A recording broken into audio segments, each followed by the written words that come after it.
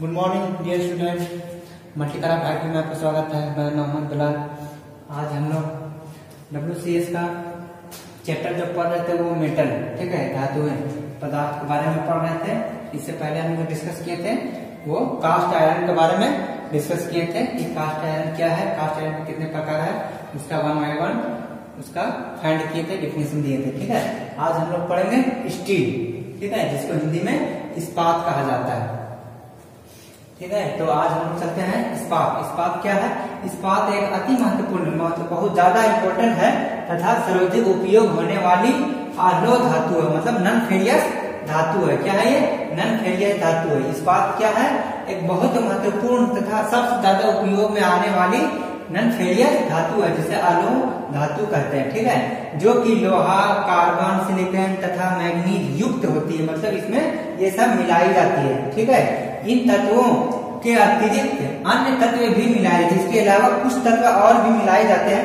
सभी प्रकार के इस्पात में कार्बन की उपस्थिति रहती है। ठीक है, जितना तरह का भी इस्पात हो सब में कुछ न कुछ कार्बन का प्रॉपर्टीज रहती है, कुछ न कुछ कार्बन उसमें मिलाया जाता है। ठीक है, तो इस्पात के प्रकार कितना है?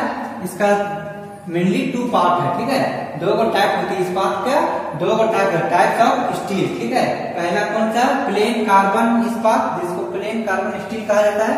दूसरा है मिश्र इस्पात, जिसे एलॉय स्टील कहा जाता है। ठीक है, जिसे एलॉय स्टील कहा जाता है। ठीक है, अब देखिए कार्बन में हमको पहला प्लेन कार्बन इस्पात में जो है तत्व जो है कितना परसेंट रहता है उसको हम लोग डिफाइन किए हैं। जैसे प्लेन कार्बन इस्पात में बहुत हल्की मात्रा में सिलिकॉन, मैग्नीज तथा फास्फोरस होते हैं। जैसे तत्व है हमारा कार्बन का कितना परसेंटेज है, इसका हम लोग सारणी दे दिए। ठीक है, पहला है कार्बन। कार्बन में कितना परसेंटेज है? 0.05 से 1.5% तक इसमें कार्बन की मात्रा रहती है। दूसरा हम लोग का मैग्नीज। मैग्नीज कितना परसेंट रहती है कार्बन की मात्रा? 0.025 से 1.65। नेक्स्ट है फास्फोरस। फास्फोरस में अधिकतम कितना रहती है? इसमें ज्यादा से ज्यादा 0.04 से इससे ज्यादा नहीं लेंगे। ठीक है, उसके बाद आती है चौथे नंबर पर सल्फर। सल्फर अधिकतम कितना लेते हैं? ज्यादा से ज्यादा 0.05% तक कार्बन की मात्रा लेते हैं। अब आई नेक्स्ट है लोहा। नेक्स्ट है ये 5 नंबर हो जाएगा।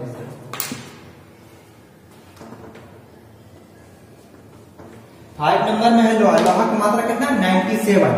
कोई भी लोहा में अगर ये सब तत्व हम लोग मिला देते हैं तो क्या बन जाती है?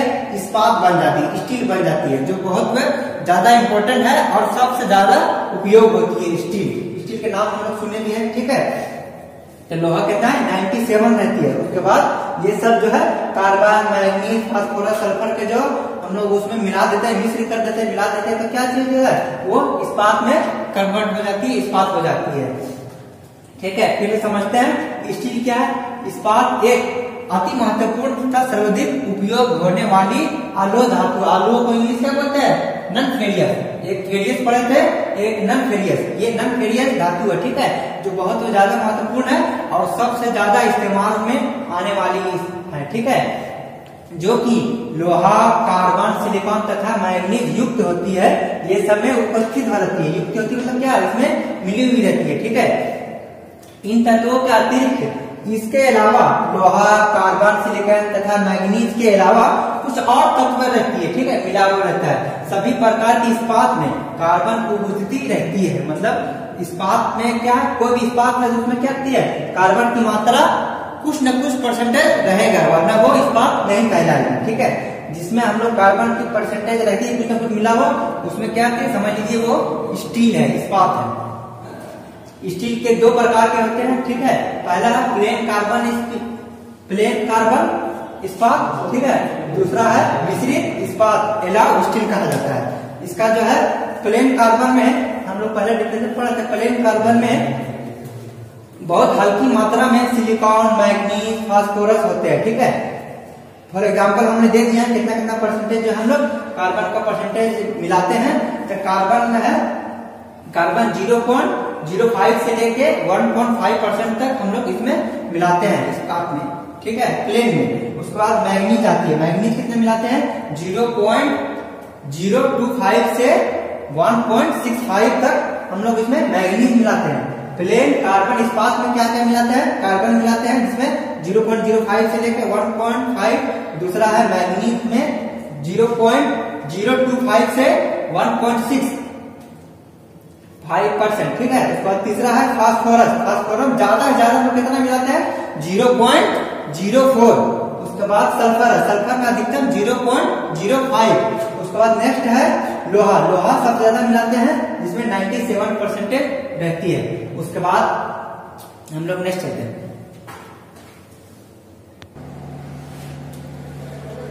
इसके बाद हम लोग जो है कार्बन के प्रतिशत के अनुसार इसके 3 प्रकार में वर्गीकृत किया जा सकता है, ठीक है। इसको क्या है कि इस बात में हम लोग कार्बन का मात्रा कितना कितना रखें, उसको अकॉर्डिंग जो है हम लोग जो है इसको 3 भागों में वर्गीकृत किया गया, मतलब क्लासिफिकेशन किया गया है, ठीक है। तो पहला क्या है, पहला निम्न कार्बन इस्पात, जिसको हम इंग्लिश में क्या कहते हैं लो कार्बन स्टील। दूसरा है मध्य कार्बन इस्पात, जिसको इंग्लिश में क्या कहते हैं medium, medium carbon steel, medium carbon steel. तीसरा क्या है उच्च कार्बन इस्पात, जिसको हम हाई कार्बन स्टील कहा जाता है, ठीक है। कार्बन में कितना प्रतिशत जो है मिलाया जाए इस्पात में, इसके अनुसार हम लोग कितना भागों में बांटे गए, 3 भागों में बांटा गया है। इस्पात में हम लोग कितना कितना कार्बन मिलाएंगे तो वो हाई होगा, मीडियम होगा, लो होगा। इसके अनुसार हम लोग जो है कार्बन की मात्रा इस्पात में कितना है इसको ऑलरेडी हम लोग डिसाइड करते हैं कि ये निम्न कार्बन है, लो कार्बन स्टील है, या हाई कार्बन स्टील है, या मीडियम कार्बन स्टील है। वो हम लोग किस पर डिपेंड करेंगे, वो है कार्बन की प्रतिशत, अकॉर्डिंग टू कार्बन प्रतिशत, ठीक है।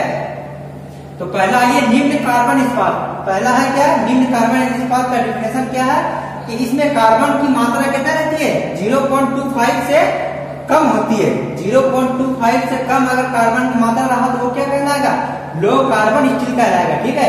इसमें मृतक इस्पात भी कहते हैं, ठीक है। ये चादर, तार एवं प्लेटों आदि इत्यादि के रूप में पाया जाता है। ये किसके रूप में पाया जाता है, तार के, प्लेटों में या चादर के रूप में पाया जाता है, ठीक है। इसका उपयोग क्या क्या है, इसका यूज क्या क्या है, नट बोल्ट वाशर तथा स्क्रू पार्ट के उत्पादन में उपयोग किया जाता है। इसका उपयोग कहाँ कहाँ किया जाता है, नट बोल्ट वाशर तथा स्क्रू पार्ट के उत्पादन में किया जाता है, ठीक है। दूसरा क्या है, दूसरा है मध्य कार्बन इस्पात, मीडियम कार्बन स्टील।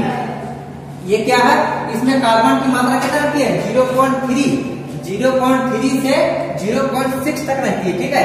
0.3 से 0.6 तक रहती है, ठीक है। निम्न कार्बन इस्पात से अधिक तनाव समर्थ, मतलब क्या है स्ट्रेंथ पड़ेगी ना, स्ट्रेंथ इसका अलग ज्यादा रहती है, इसका अधिक कठोरता रहती है और अच्छा उपचार किया जा सकता है, ठीक है, तथा अच्छा उपचार किया जा सकता है इससे।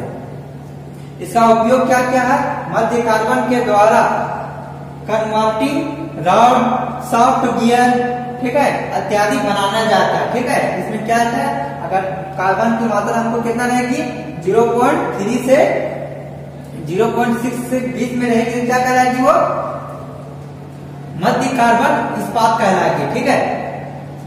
इसका उपयोग कहाँ कहाँ किया जाता है, मध्य कार्बन के द्वारा कन्वर्टिंग रॉड, सॉफ्ट गियर आदि बनाने के लिए किया जाता है। तीसरा क्या है, उच्च कार्बन इस्पात, हाई कार्बन स्टील। इसका डेफिनेशन क्या है, इसमें कार्बन की मात्रा 0.6 से 1.7 तक होती है। इसमें अत्यधिक तनाव, मतलब सब ज्यादा स्ट्रेंथ रहती है तथा अच्छा कठोरता रहती है, इसमें कठोरता ज्यादा रहता है। इसका उपयोग कहाँ किया जाता है, इसका उपयोग मुख्य जो है उपयोग जो है कटिंग टूल उत्पादन में किया जाता है। इसका जो है सबसे ज्यादा खास करके कहाँ उपयोग किया जाता है, जहाँ कटिंग टूल की आवश्यकता होती है वहां पर किसका उपयोग किया जाता है, हाई कार्बन स्टील का उपयोग किया जाता है, ठीक है। फिर समझते हैं कि इस्पात के मतलब कार्बन के अकॉर्डिंग जो हम लोग किस इस्पात में चाहे किसी स्टील में कार्बन की मात्रा कितना है तो किस पर डिपेंड करेगा, वो हम मीडियम पर डिपेंड करेंगे कि वो किसके अनुसार आता है। जहां जितना ज्यादा कार्बन रहेगा वो उतना ज्यादा अच्छा स्टील कहलाएगी। ठीक है, फॉर एग्जाम्पल हम लोग लिख दिए थे कौन कौन है। पहला निम्न कार्बन इस्पात, लो कार्बन स्टील। दूसरा है मध्य कार्बन इस्पात, इसको मीडियम कार्बन स्टील कहते हैं। तीसरा है हाई कार्बन स्टील, हिंदी में क्या कहते हैं, उच्च कार्बन इस्पात कहते हैं। एग्जाम्पल क्या कह दिए, जिसमें भी 0.25 से कम 0.25 से कम इस्पात होगी उसे क्या कहेंगे हम लोग, निम्न कार्बन इस्पात, चाहे लो कार्बन इस्पात कहा जाता है। ये किस रूप में पाया जाता है, चद्दर, तार एवं प्लेटो आदि के रूप में पाया जाता है। इसका उपयोग क्या है, नट बोल्ट वाशर तथा स्क्रू पार्ट के उत्पादन जहां प्रोडक्शन होती है उसका, वहां पर उसका उपयोग किया जाता है। दूसरा हम लोग पढ़े हैं निम्न मीडियम मध्य कार्बन, जिसको मीडियम कार्बन स्टील कहा जाता है। इसमें है कार्बन की मात्रा कितना से कितना बीच में रहती है, 0.3 से 0.6% तक होती है।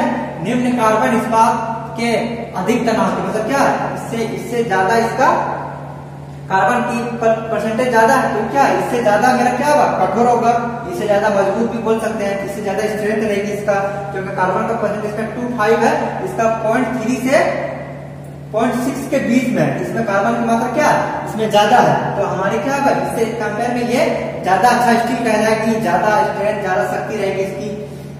और इसका उपयोग जो है कहाँ कहाँ किया जाता है, अधिक कठोरता जहाँ रहती है अच्छा उपचार में किया जाता है। ठीक है, इसका उद्देश्य है देखिए मध्य कार्बन के द्वारा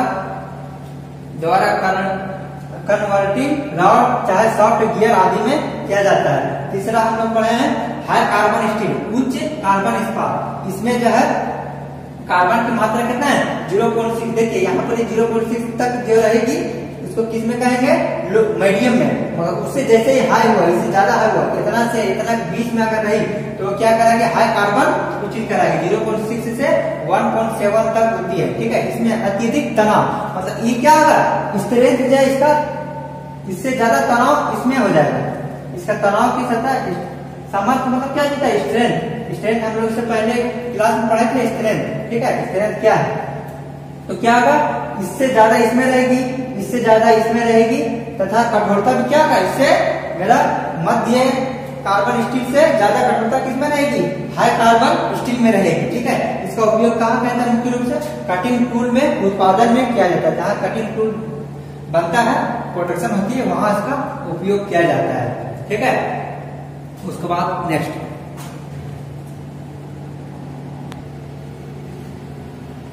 तो दूसरा है मिश्र इस्पात एलाव स्टील। पहला क्या पढ़े थे, इस्पात स्टील के 2 प्रकार पढ़े थे, एक प्लेन स्टील पढ़े थे, एक मिश्रित स्टील। ठीक है, एक प्लेन कार्बन स्टील, दूसरा मिश्रित इस्पात पढ़ रहे हैं।